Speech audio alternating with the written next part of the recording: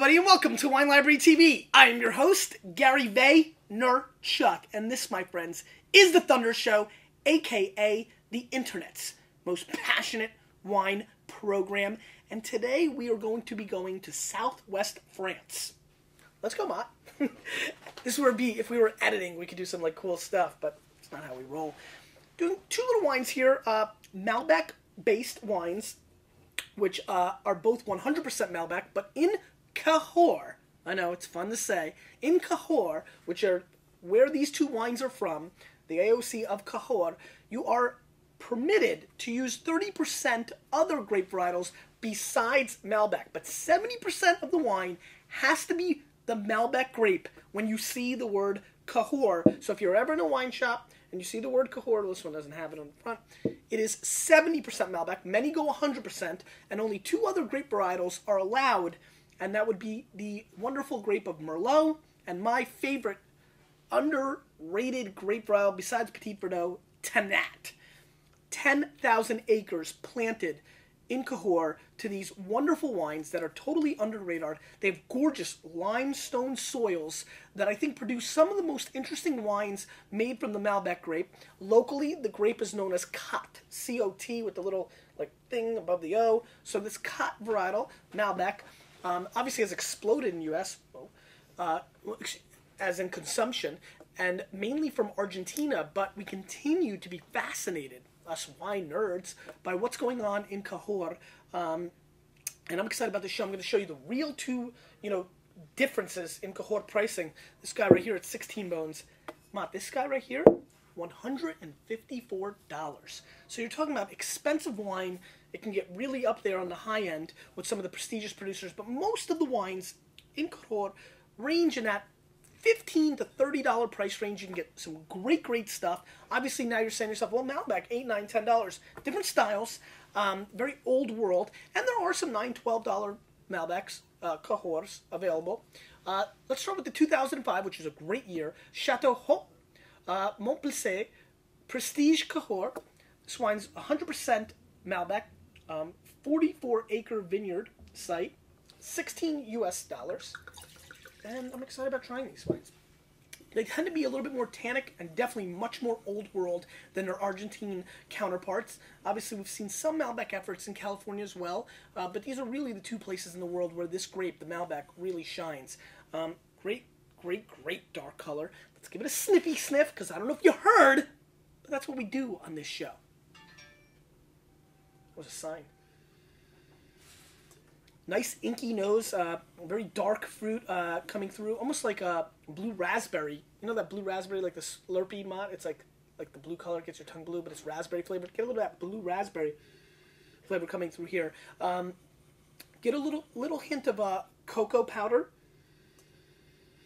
and almost like a lipstick component. I don't know about you guys, but once in a blue moon, you bite the lipstick back in your pimp days. You maybe bite the lip with some lipstick. So I'm getting a little lipstick component coming through here on the nose. Let's give it a whirl.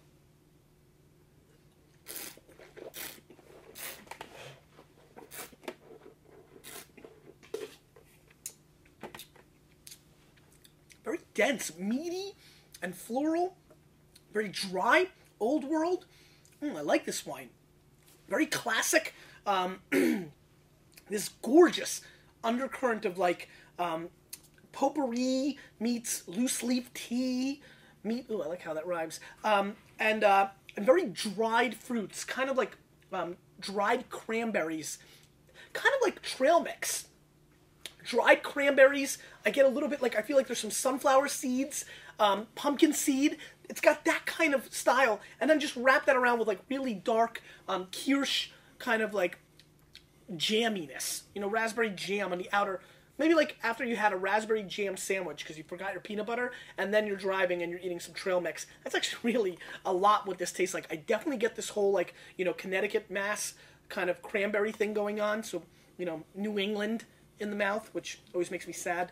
Boo Patriots. Let's give this one more shot. Liking it.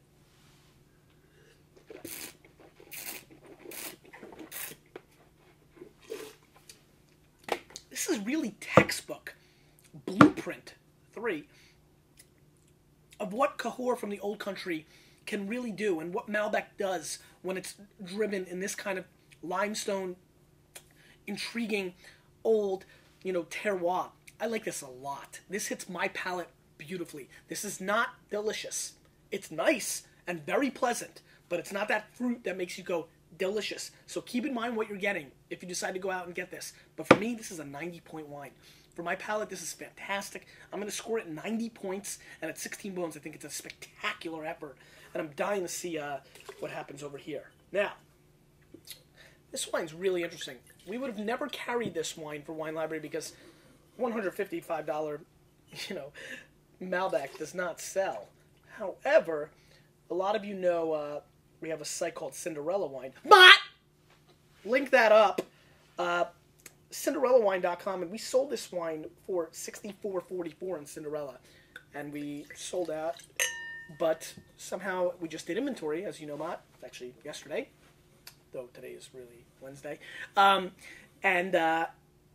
some of it was found. So I thought, what a great opportunity to put on the show. So what we have here is one of the great prestige cuvée Malbec wines in the world, Chateau Lagrisé, 2000, period. 2000.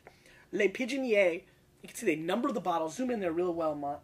Malbec, 93 points Wine Spectator, 90 points Robert Parker. This comes from a very small 7-acre vineyard and spends 28 months in new oak barrels. This is a bombastic producer. I have never tried this wine. I've been dying to.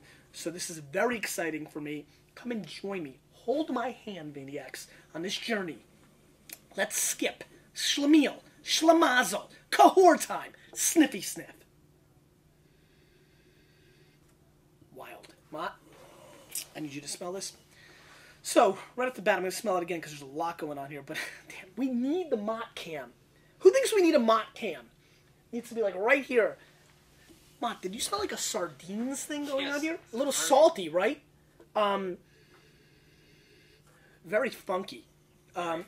Almost like rust meets sardines. I mean, like, all the things that you don't think people would like rustiness. Junkyard meets, like, raw fish. I mean, yeah. I mean, it's not pretty. Very dark. Very gamey. Hunter's truck. Like the back of, like, a hunter's fisher's truck in Oklahoma that rusted out after a huge rainstorm. That's what this smells like. It's a good one. Let's give it a whirl.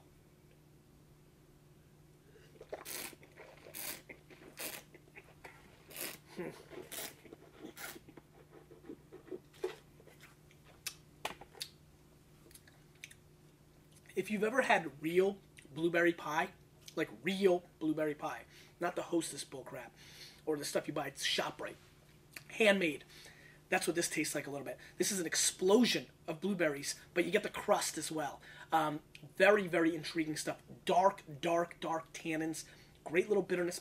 Taste this. I'm dying to see what you think. But clearly, if you had a 1980s scratch and sniff sticker of blueberry, you would know what this kind of tastes like smell-wise.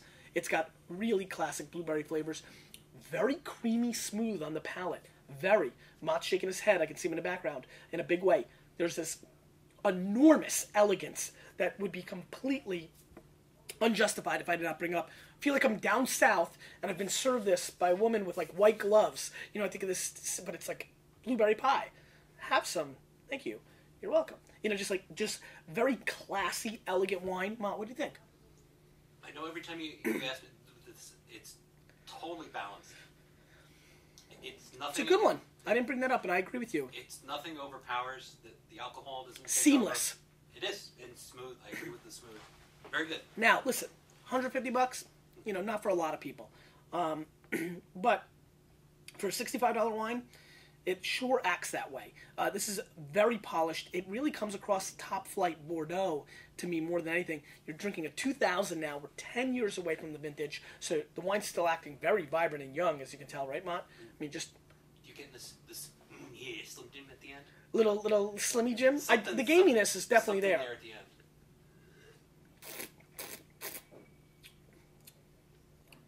end. It's almost like whiskey-esque. It's like scotch. It's like... I feel like we should have cigars I get this whole South thing. I feel like I'm gone with you know what? If we were editors right now, I would make this screen go black and white. Like, that's what I feel like. Like, yes.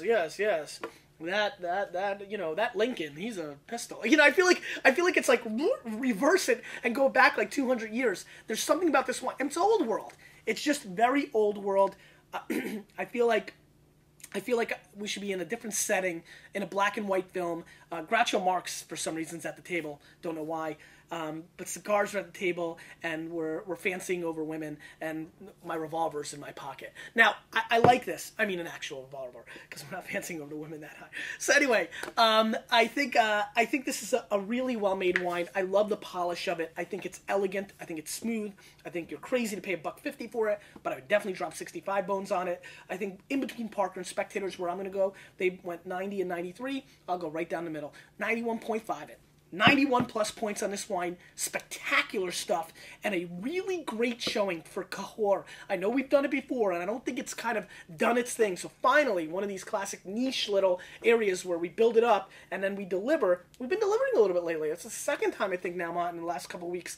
Maybe there's something to this 2010. Might be a good year for the vinos. These wines showed really well. And after kind of, the disappointment of half of the Pinot Noirs and the real debacle that the Petit Syrah, can I change my Petit Syrah scores now a couple days later? Anyway, these two wines showed really well, and obviously, as you can imagine, I'm just cuckoo for this wine for the price point. Question day, one of my favorite questions I'm ever going to ask, so please,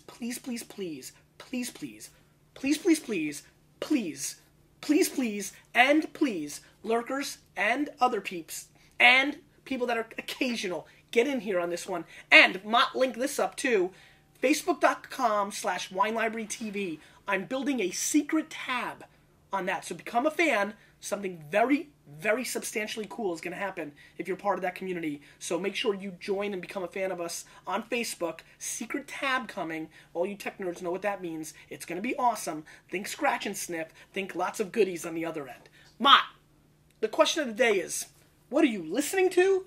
What are you watching? And what are you reading? What are your 3 favorite things that you're listening to, watching, and reading? This is going to be a really good insight into who you are. You, with a little bit of me, we are changing the wine world, whether they like it or not.